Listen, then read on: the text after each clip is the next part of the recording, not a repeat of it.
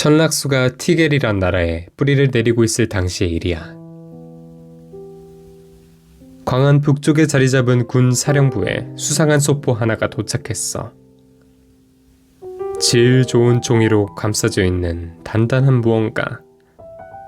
종이 위에는 그 어떠한 이름도 설명도 적혀 있지 않았지.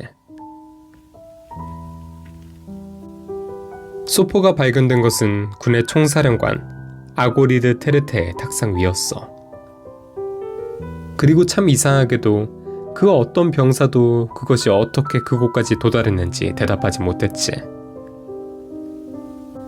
심지어는 경비를 서고 있던 병사들조차 소포를 놓고 갈 만한 인물을 마주친 적이 없었다고 증언했어. 아고리드는 그러려니 하고 넘어갔지. 그는 그의 장군들 중 하나가 보낸 선물이라 생각하고는 더 이상 병사들을 추궁하지 않았어. 소포를 뜯자 잘 세공된 나무 상자 하나가 모습을 드러냈어. 삼나무로 만들어진 고급스러운 상자. 그 속에는 최고급 용지로 감싸인 시가가 꽉꽉 들어차 있었어. 남방의 섬들, 막두로와 코반에서 자라나고 만들어진 시가. 당시에 이 돌돌만 담뱃잎들은 작은 보석만큼이나 귀했다고 해. 아고리드는 이 귀한 선물을 대체 누가 보냈을지 궁금해했어. 얼마 지나지 않아 그는 상자 뚜껑 밑면에 편지 봉투가 붙어있다는 걸 알아챘지. 창끝에 형상이 새겨진 검은 밀랍. 그것은 폴센드 가문의 인장이었지. 병사에게 독한 술을 가지고 오라 한 뒤 그는 편지를 뜯어 그 내용을 읽어보았어. 안녕하세요, 데르테씨. 저는 폴센드 가문의 현 가주 코엔 폴센드랍니다. 이 편지를 열어보셨다는 것은 제 가문이 보낸 선물을 무사히 받으셨다는 뜻이겠지요. 테르테씨께 이 자그마한 선물을 보낸 이유는 개인적인 면담을 요청하고 싶어서예요. 듣자 하니 사피넴에는 그간 인형들과 싸우며 생긴 기록들이 잔뜩 있다고 하더군요. 테르테씨께서 그 자료들을 제공해 주신다면 제가 하고 있는 연구에 아주 큰 도움이 될 거예요. 그 대신 저도 제가 여태껏 모은 유용한 정보들을 사피넴에 제공하도록 하죠. 군의 현 입장에서도 그다지 나쁜 제안은 아닐 것이라 믿어요. 아무쪼록 빠른 시일 내로 답장을 주시기 바래요. 코엔 폴센드. 아고리드는 혹시나 자신이 잘못 읽은 것은 아닐까 했어. 그가 살아오면서 그렇게 무례한 편지를 받은 건 처음이었거든. 테르테 씨라니. 그것은 아랫사람을 부를 때나 쓰는 호칭이었지.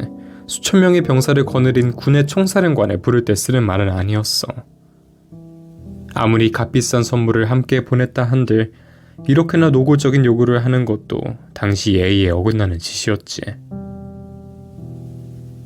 웬만한 사람이었으면 그걸 다 읽기도 전에 편지를 찢어버렸을지도 몰라. 큰 모욕감에 부들부들 떨며 고함을 내질렀을지도 모르지. 하지만 아고리드는 이 무례한 편지를 굉장히 재미있어 했어. 이 한 번도 경험해 본 적 없는 무례함이 오히려 그에게 흥미로움을 가져다 주었거든. 마침 병사가 술을 가지고 오자 그는 시가 하나를 태우며 그 편지에 대해 깊이 생각해 보았어.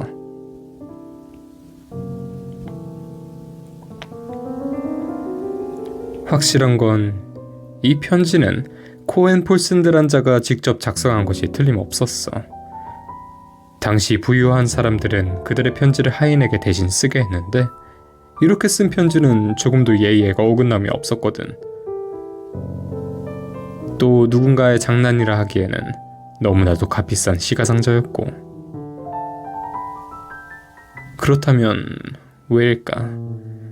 왜 그 누구보다 부유함에 절어있을 가문의 가주가 그것도 갑자기 천락수와 관련된 연구를 하는 것일까? 단순히 기록을 찾고자 한다면 이 편지를 왜 학자들에게 보내지 않고 군의 총사령관인 자신에게 보낸 것인가? 편지를 읽으면 읽어볼수록 도저히 답을 알 수 없는 질문들이 생겨났지. 이런 무례한 글을 보낸 자가 대체 어떻게 생겨먹은 놈일지 궁금하기도 했고,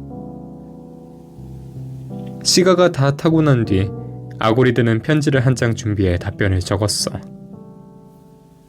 그는 병사를 시켜 다 쓴 편지를 상인들에게 보내라 했지.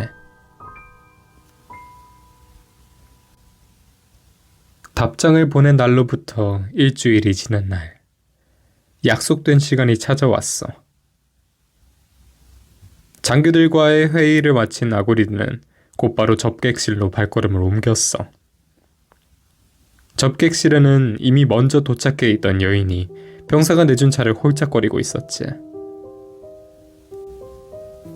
여인의 첫인상은 꽤나 강렬했어. 기품 있는 연갈색 피부, 갈라진 폭포 같은 검은 곱슬머리, 그 깊이를 알 수 없는 두 시커먼 눈동자가 오로지 아고리드만을 바라보고 있었지. 여인은 정중한 어조로 자신의 코엔 폴센드라 소개했어. 그녀는 시간을 내어주어 감사하다며 함께 시간을 피우지 않겠냐 물었지. 아고리드는 그 제안을 좋게 여겼고 병사에게 시가상자를 가지고 오게 했어. 연기로 뿌옇게 흐려진 공기 속에서 그는 코엔과 이런저런 이야기를 나누었지. 수수께끼, 농담, 모두 하나같이 그녀의 생각과 마음을 떠보기 위한 잡담이었지. 그렇게 흘러간 시간은 그리 나쁘지 않았어. 코엔은 이따금씩 웃고 고개도 끄덕거리며 자신이 모르는 것에 대해서는 솔직하게 인정했어. 아고리드는 여인이 마음에 들었지. 마치 오랜 친구와 이야기를 하는 것 같았거든. 시가가 다 타갈 즈음 코엔은 차분한 목소리로 물었어. 자신의 부탁을 들어줄 생각이 없지 않느냐고. 아고리드는 순순히 인정했어. 그녀를 부른 것은 단순히 그의 호기심 때문이었으며 원래부터 부탁을 들어줄 생각은 없었다고 말이야.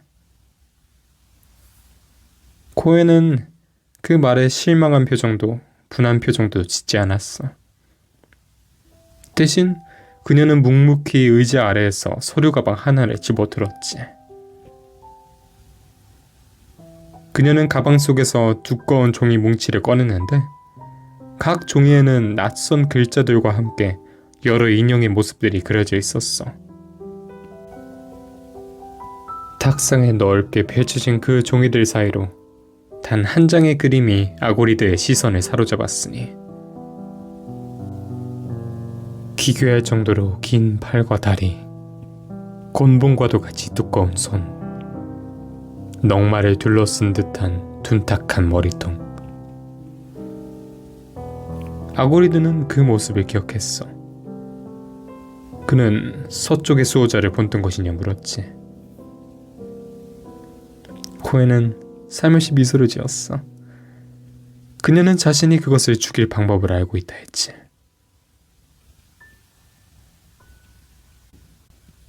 이쯤 되었으니 너에게 수호자에 대해서 이야기를 해주는 게 좋을 것 같구나.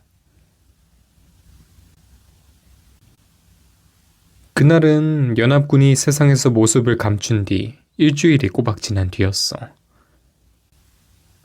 왕들의 군대는 여전히 남아 전쟁을 이어가니 병사들은 한창 천낙수에 뿌리를 베는 중이었지.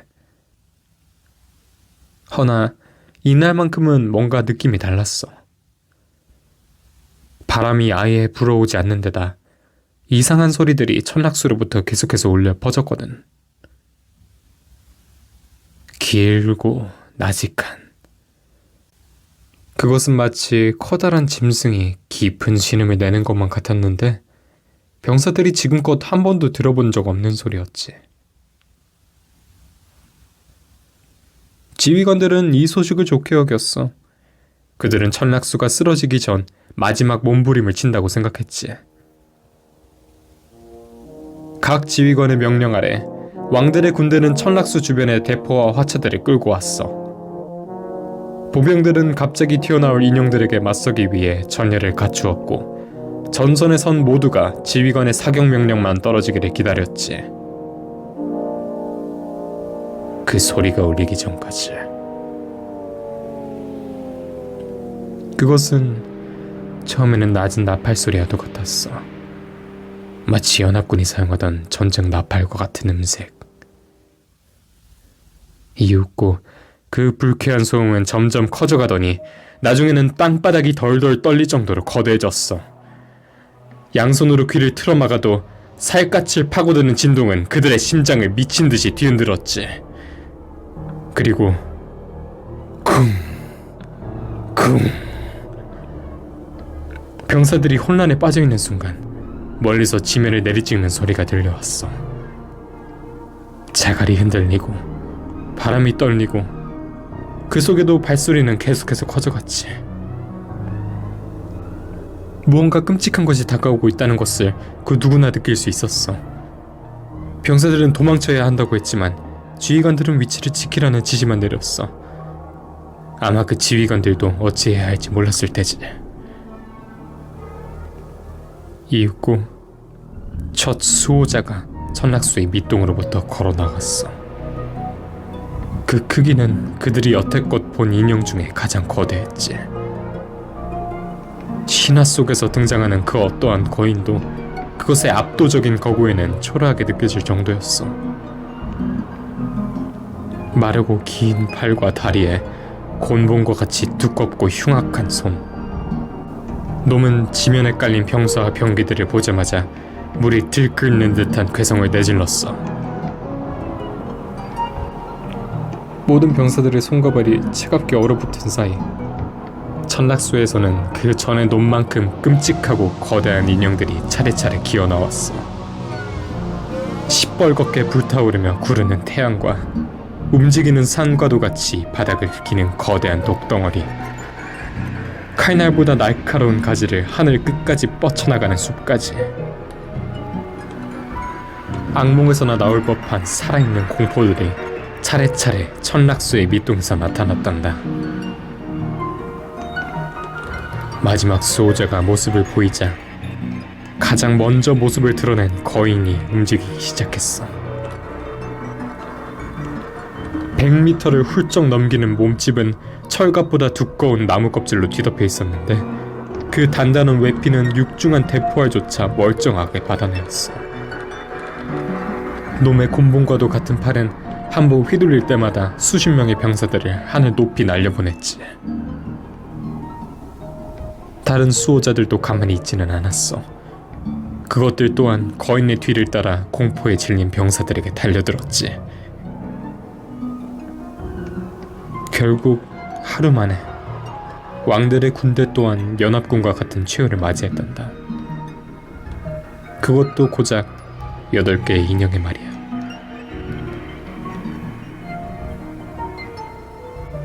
수세기 동안 놈들은 계속해서 천락수 주변을 지켰어. 그것들이 수호자라 불리는 것도 그 때문이야. 말 그대로 천락수를 수호하는 존재였거든. 그 중에서도 유독 강력한 수호자가 4개 있었는데 이 넷은 천락수의 4방향을 지켰어. 군은 놈들을 끔찍히 증오하니 각각의 모습에 걸맞는 이름이 붙여졌지. 동쪽의 태양, 서쪽의 거인, 남쪽의 괄태충, 그리고 마지막으로 북쪽의 가시나무. 아고리드는 코인이 한 말을 허세라 생각했어. 그는 웃으며 거짓말은 좋지 않다 조언했지. 코엔은 이에 답하지 않았어. 그녀는 서류 가방을 챙겨 자리에서 일어났지. 우마 선생님과 면담이 있으니 이만 가보도록 하지요. 좋은 시간 내주셔서 감사해요. 이 말을 들은 아고리드의 안색이 천천히 변하니 이는 그가 그 순간부터 코엔의 말을 믿었기 때문이었어.